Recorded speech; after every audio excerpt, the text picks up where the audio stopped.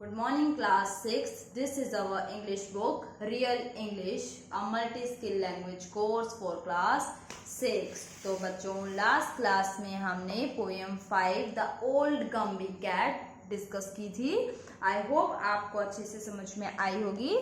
Now let's start with our new chapter number 6 what the bird said. तो इसकी आज हम लाउड रीडिंग देंगे और देखेंगे क्या है story. So let's start. This is a story of a young boy who had a special talent of being able to speak to the birds and understand their language. Can you imagine having such a gift? Do you think the boy would have had an easy time? This is a story of one of the incidents that happened to him. A lad named Kong Hia Ching, who lived with his parents in the mountains, understood the language of the birds. One evening, as he was studying, a flock of birds sat on a tree before his window and sang.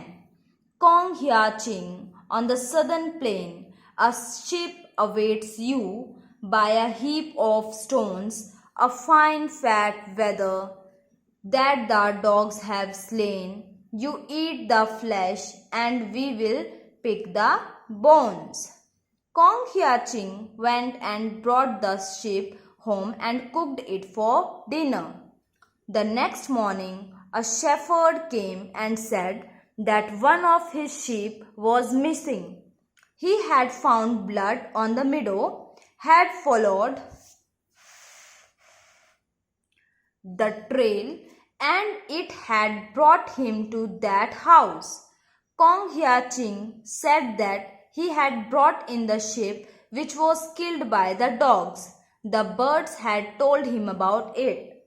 Nobody believed him as they thought he made up the story. He was taken to the prison.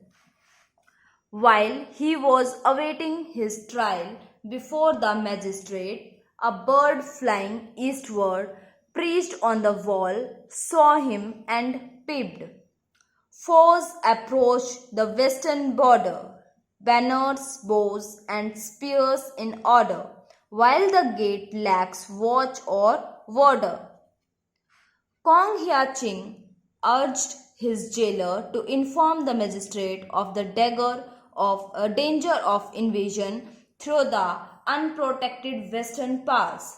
The jailer did not believe in Kong Hia Ching's ability to speak to the bird and was also afraid of the magistrate. So he decided to test the young boy first. He took some rice, soaked a part of it in sweetened water and a part in salt water. He then spread the whole on the roof of a shed. He brought Kong Hia Ching and asked him if he knew why so many birds were chirping overhead. Kong Hia Ching at once replied that those on the roof were hailing those that were flying past and saying, "Call a halt, call a halt. Here is rice, fresh and white. Half is sweet, half is salt. Stop a bite, stop a bit, take a bite."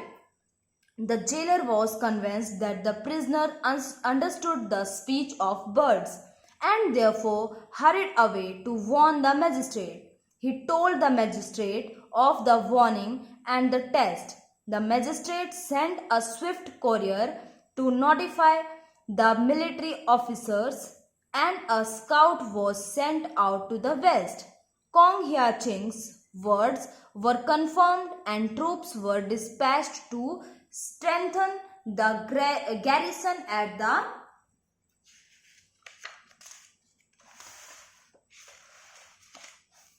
pass. The invaders were stopped just in time. The great service rendered to the country by Kong Hia Ching was acknowledged by his sovereign. He was invited to study with the princes and eventually raised to a high rank among the nobles of the empire, written by Adele M. Field. Adele M. Field, 1839 to 1916, was an American missionary, activist, and a strong voice of the women's movement.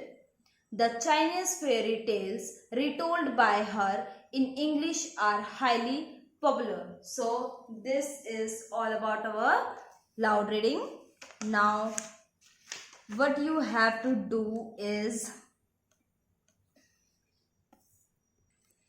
learn all the difficult words came in the chapter. तो यहाँ पे whether, a male sheep, slain, killed, trial, a track of marks left by someone, magistrate, a judge, peeped, sang in a high voice, foes, enemies, warder, a guard, urged, tried hard to persuade, invasion, the act of an army entering a country and taking control of it, soaked, put something in a liquid for some time to make it wet, hailing here, calling somebody to attract their attention, scout, a person who collects information, dispatched, sent for a special purpose, a garrison, a place where soldiers live,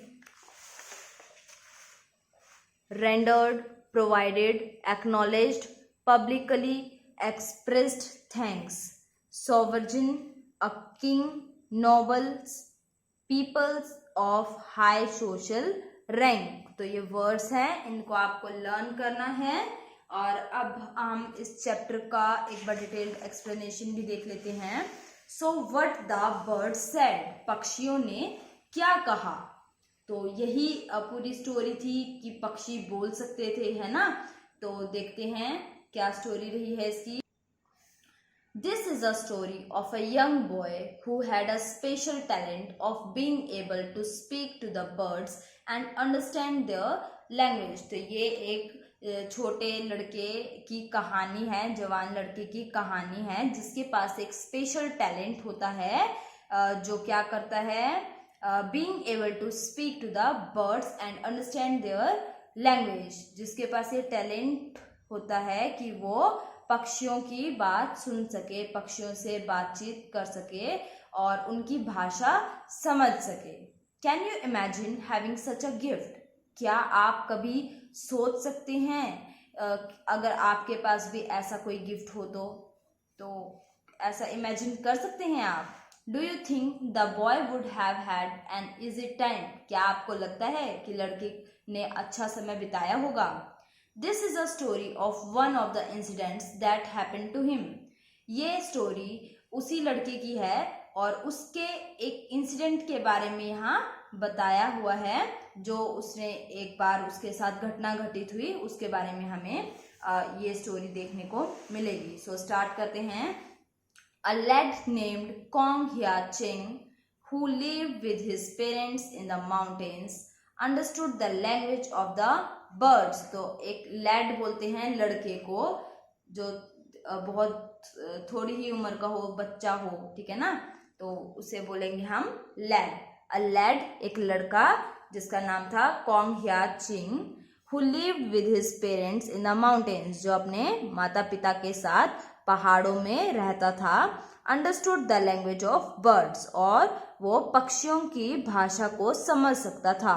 one evening, एक शाम, as he was studying, वो पढ़ रहा था, जब वो पढ़ रहा था, अ फ्लॉक ऑफ बर्ड्स, तो बर्ड्स के झुंड को बोलते हैं फ्लॉक, ठीक है ना.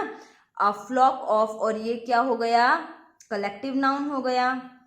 अ flock of birds set on a tree before his window and sang, एक पक्षियों का झुंड उसके खिड़की के सामने पेड़ पे बैठा और गाना गा रहा था. कॉन्ग ह्या चिंग, on the southern plain, a ship awaits you by a heap of stones, a fine fat wether that the dogs have slain.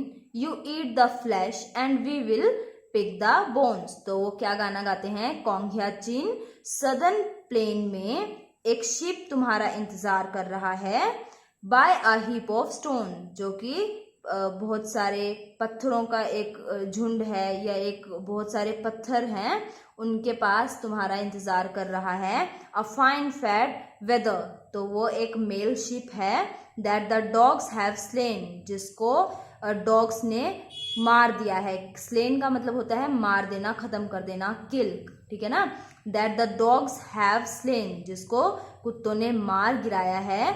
You eat the flash, तुम उसका मांस खा लेना। And we will pick the bones, और हम हड्डियों को ले जाएंगे, ठीक है। सो देखते हैं आगे। Kong Hyaching went and brought the ship home and cooked it for dinner. तो Kong Hyaching जाता है और brought ले आता है। brought देखो past tense हो गया, went भी go, went gone, तो second form of verb use हुई है यहाँ पे। King Hyaching went and brought the ship home and cooked it for dinner. तो Kong Hyaching जाता है वहाँ और उसको अपने पास ले आता है खाना बनाने के लिए, ठीक है। द नेक्स्ट मॉर्निंग, अगली सुबह, अ शेफर्ड केम, एक गवाला, गवाले को बोलते हैं शेफर्ड, ठीक है ना। अ शेफर्ड केम, एक शेफर्ड आता है, and said that one of his sheep was missing, और वो कहता है, वो ये बोला, अगली सुबह क्या हुआ, अगली सुबह एक गवाला वहां गया उसके पास और उससे बोला that one of his sheep was missing, कि उसकी एक भेड़ गायब है।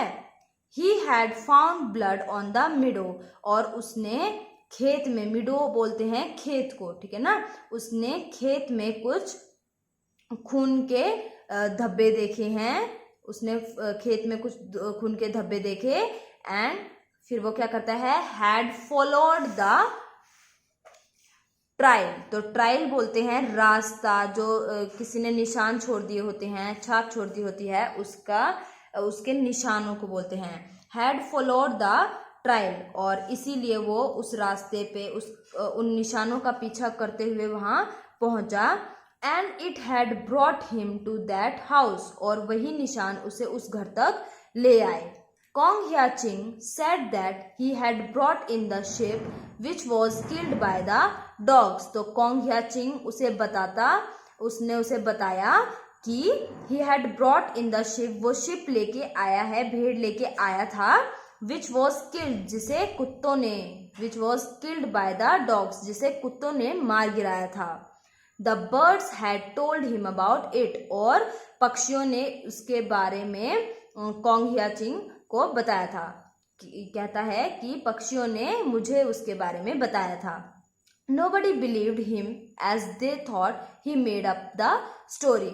Made up the story का मतलब है कोई कहानियां बनाना, ठीक है ना। Nobody believed him, किसी ने भी उसका यकीन नहीं किया, विश्वास नहीं किया। As they thought he made up the story, और सबको यही लगा, उन्होंने ये सोचा कि वो मनगढ़ंत कहानियां बना रहा है। He was taken to the prison, और उसे जेल ले जाया गया। While he was awaiting his trial before the magistrate, a bird flying eastward perched on the wall saw him and peeped.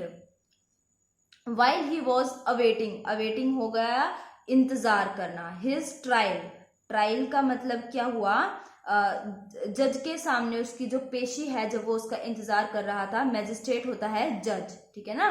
तो जज के सामने जब वो अपनी पेशी का इंतजार कर रहा था, अ बर्ड फ्लाइंग ईस्टवर्ड, एक पक्षी जो कि कहाँ से आया, ईस्टवर्ड डायरेक्शन से आया, प्रीच्ड ऑन द वॉल पे बैठा,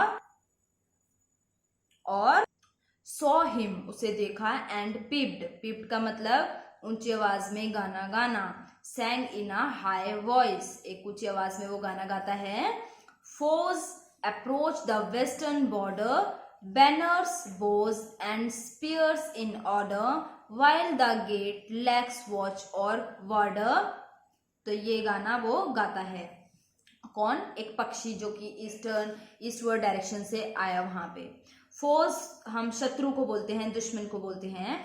force approach the western border, तो वो क्या कहता है, पक्षी बताता है उसे, कोंग हियाचिंग को बताता है कि दुश्मन आ रहे हैं वेस्टर्न बॉर्डर से, पहुंच ही गए हैं। अप्रोच का मतलब पहुंचना, कि दुश्मन वेस्टर्न बॉर्डर पे पहुंच गए हैं। Banners, bows and spears in order, और उनके पास क्या है, बैनर हैं, बो हैं, मतलब वो, एंड स्पीयर इन ऑर्डर, तो उनके पास हथियार हैं, ठीक है ना, वो अस्त्र शस्त्र लेके वहां आ रहे थे।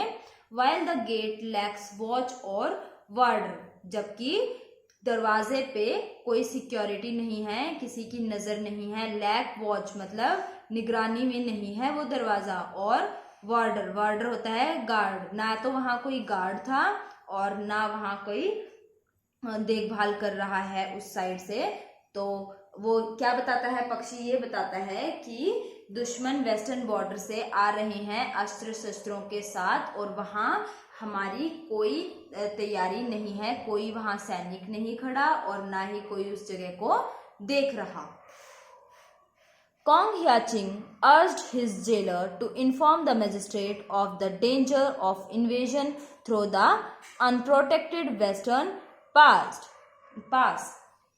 Kong Hyaching अर्ज करता है, अर्ज करना होता है बहुत गुजारिश करना, ठीक है ना, वो बार बार उससे मनाने की कोशिश करता है, गुजारिश करता है अपने जेलर को। अर्ज्ड हिज जेलर, मनाता है, to inform the magistrate of the danger of invasion through the unprotected western pass। तो कोंग ह्याचिन ये गुजारिश कर रहा था कि मैजिस्ट्रेट तक ये बात पहुंचाई जाए, उसे इन मैजिस्ट्रेट को इन्फॉर्म किया जाए खतरे के बारे में। डेंजर ऑफ इन्वेजन, इन्वेजन होता है घुसपैठ, जो बाहरी शत्रु जब किसी अपनी सीमा में घुस जाते हैं, घुसने वाले होते हैं, तो उसे क्या बोलते हैं, इन्वेजन, घुस रहे होते हैं, ठीक है ना।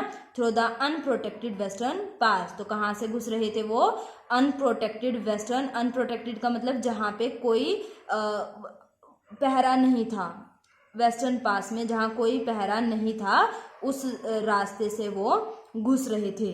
The jailer did not believe in Kong Hyaching's ability to speak to the bird and was also afraid of the magistrate. तो जो जेलर था उसको कोंग ह्याचिंग की इस शक्ति पे विश्वास नहीं था, इस ताकत पे विश्वास नहीं था कि वो पक्षियों से बात कर सकता है। And was also afraid of the magistrate, और उसको साथ में ये भी चिंता थी कि मैजिस्ट्रेट की, तो वो मैजिस्ट्रेट की भी चिंता में था और उसको ये भी विश्वास नहीं था कि कोंग ह्याचिन पक्षियों से बात कर सकता है। So he decided to test the young boy first, तो वो ये डिसाइड करता है, ये निष्कर्ष निकालता है कि वो पहले यंग बॉय का टेस्ट लेगा। ही टुक सम राइस, वो कुछ चावल लेता, उसने कुछ चावल लिए। Soaked a part of it, उसमें उसको जो उसने चावल के दाने लिए उसको पानी में उसने भिगो दिया। सोक करना होता है पानी में भिगो देना, ठीक है ना, पानी में डुबो देना, ठीक है। A part of it in sweetened water, तो मीठे पानी में डाल दिए। And a part in salt water, और कुछ जो राइस थे वो उसने नमकीन पानी में डाल दिए। He then spread the whole on the roof of a shed, और फिर एक छत के जहाँ ऊपर शेड लगा हुआ था वहाँ उसने बिखेर दिए। He brought Kong Hyaching and asked him if he knew why so many birds were chirping overhead। तो वो वहाँ कोंग ह्याचिंग को लेके गए और उससे पूछा कि क्या वो इफ ही न्यू, क्या वो जानता है कि क्यों सर के ऊपर इतने पक्षी चिरपिंग कर रहे हैं, चहचहा रहे हैं, इकट्ठे क्यों हुए हैं। Kong Hyaching at once replied that those on the roof were hailing those that were flying past. तो वो कहते हैं, कोंग ह्याचिंग एक बार कहता है कि वो कह रहे हैं कि हेलिंग का मतलब होता है किसी का ध्यान आकर्षित करना अपनी तरफ, ठीक है ना। Kong Hyaching at once replied that those on the roof were hailing, कि वो पक्षी किसी को पुकार रहे हैं, उनकी बात सुनने के लिए कन्विंस कर रहे हैं। Those that were flying past, जो पीछे हो गया है उसके बारे में। एंड सेइंग, और बोलते हैं, call a halt, call a halt, here is rice fresh and white. Half is sweet, half is salt. Stop a bit, take a bite. तो call a halt. Halt का मतलब होता है रुकना. थोड़ा सा रुको, थोड़ा सा रुको. यहाँ कुछ चावल हैं, कुछ फ्रेश और वाइट राइस हैं. कुछ तो उनमें मीठे हैं और हाफ इज सॉल्ट, कुछ नमकीन हैं. स्टॉप अ बिट, थोड़ी देर रुको. टेक अ बाइट, और उन्हें टेस्ट करो. The jailer was convinced that the prisoner understood the speech of birds and therefore hurried away to warn the magistrate. तो jailer convince हो जाता है, उसकी बातों पे यकीन करता है that the prisoner understood the speech of birds, कि जो कैदी है, prisoner क्या होता है, कैदी को हम बोलते हैं prisoner. तो jailer convince हो जाता है कि prisoner उनसे बर्ड्स की स्पीच को समझ सकता है, उनसे बातचीत कर सकता है. And therefore hurried away to warn the magistrate, और जल्दी से वो भागता हुआ जाता है किसके पास, मैजिस्ट्रेट के पास. जल्दी से वो भागता हुआ गया मैजिस्ट्रेट के पास. He told the magistrate of the warning and the test, और वो उसने मैजिस्ट्रेट को बताया किसके बारे में, वार्निंग कि क्या खतरा है उसके बारे में भी बताया, और जो उसने लड़के का टेस्ट लिया उसके बारे में भी मैजिस्ट्रेट को बताया. The magistrate sent a swift courier to notify the military officers. तो मैजिस्ट्रेट ने क्या किया, एक स्विफ्ट कोरियर मतलब एक जल्दी से भेजा, किसी को ये संकेत भेजा, वहां तक मैसेज कन्वे करवाया. To notify the military officers, कि मिलिट्री ऑफिसर्स तक ये संदेश भेजा जाए. एंड अ स्काउट, स्काउट होता है एक ऐसा आदमी जो कि इंफॉर्मेशन कलेक्ट करता है. And a scout was sent out to the west, और एक इन्फॉर्मर भेजा गया वेस्ट डायरेक्शन में. Kong Hyaching's words were confirm and troops were dispatched to strengthen the garrison at the pass. तो क्या बोलता है, कॉन्ग हियाचिंग के जो वर्ड थे वो कंफर्म थे, और ट्रूप होता है टोली, ग्रुप ऑफ पीपल, जो सैनिकों की टोली को बोलते हैं troop. Troops were dispatched, dispatched होता है चले जाना, किसी काम के लिए निकल जाना, तो dispatch. To strengthen the garrison, garrison एक ऐसी प्लेस होती है जहाँ पे सभी सोल्जर रुकते हैं, ठीक है. तो किंग हियाचिंग की जो बात थी वो कंफर्म थी, और टोली, जो सैनिकों की टोली थी वो निकल चुकी थी गैरिसन को मजबूत करने के लिए, जहां सोल्जर रहते हैं उस प्लेस की सेफ्टी के लिए, एट द पास. तो दरिया के पास जो सैनिकों की टोली थी उनके पास सैनिकों को भेज दिया गया था. The invaders were stopped just in time, और इन्वेडर होते हैं घुसपैठी, तो घुसपैठियों को समय रहते रोक लिया गया. The great service rendered to the country by Kong Hya-ching was acknowledged by his sovereign. The great service rendered, rendered का मतलब देना. तो जो ग्रेट सर्विस, जो महान कार्य कॉन्ग हियाचिंग ने किया था उसको सराहा गया, उसकी सराहना की गई. एक्नॉलेज करना होता है धन्यवाद करना और उसकी प्रशंसा करना. तो पब्लिकली उसकी तारीफ की गई कॉन्ग हियाचिंग की बाय हिज सॉवरेन. सॉवरेन होता है उस जगह का राजा, तो उस जगह के राजा ने कॉन्ग हियाचिंग की प्रशंसा की. He was invited to study with the princess, और उसे न्योता दिया गया कि वो प्रिंस के साथ आके पढ़े सीखे. And eventually rose to a high rank among the nobles of the empire. और इवेंचुअली होता है समय रहते, धीरे धीरे, मतलब एक जर्नी के बाद rose to a high rank, उसे एक लंबी एक ऊंची रैंक प्राप्त हुई. Among the nobles of the empire, noble होते हैं जो हाई लोग होते हैं, बहुत ऊंचे तबके के जो लोग होते हैं, राजा के खास, ठीक है ना. तो राजा के जो खास लोग थे उन्हीं में से उसको एक प्लेस मिली. तो ये लिखी है एडेले एम फील्डी ने, ठीक है, जो कि एक अमेरिकन मिशनरी एक्टिविस्ट हैं और एक स्ट्रॉन्ग वॉइस रखती हैं विमेन्स मूवमेंट की तरफ. The Chinese fairy tale retold by her, Chinese fairy tale को उन्होंने दोबारा से सुनाया है इंग्लिश में और वो काफ़ी पॉपुलर रही हैं. ठीक है। तो एडले एनफील्ड ने ये चैप्टर लिखा है जिसका नाम था what the birds said. Clear है। तो अब आपको complete the following sentences, comprehension part करना है। The special gift of Kong Hyaching was his ability to, क्या करना था उसकी एबिलिटी, तो यहाँ देखेंगे उसकी एबिलिटी के बारे में कहाँ था, यहाँ ability to speak to the words and was also afraid of the magistrate. तो ऐसे आपको लेसन के बीच में से इनको फाइंड आउट करना है, ठीक है। तो A1 A2 A3 आप फिल करेंगे। The following was told to Kong Hyaching by the birds, read them and try to explain them in your own words. तो मैंने आपको ये एक्सप्लेन किया है, अब आपको अपने वर्ड्स में लिखना है इसका क्या मतलब था, ठीक है ना।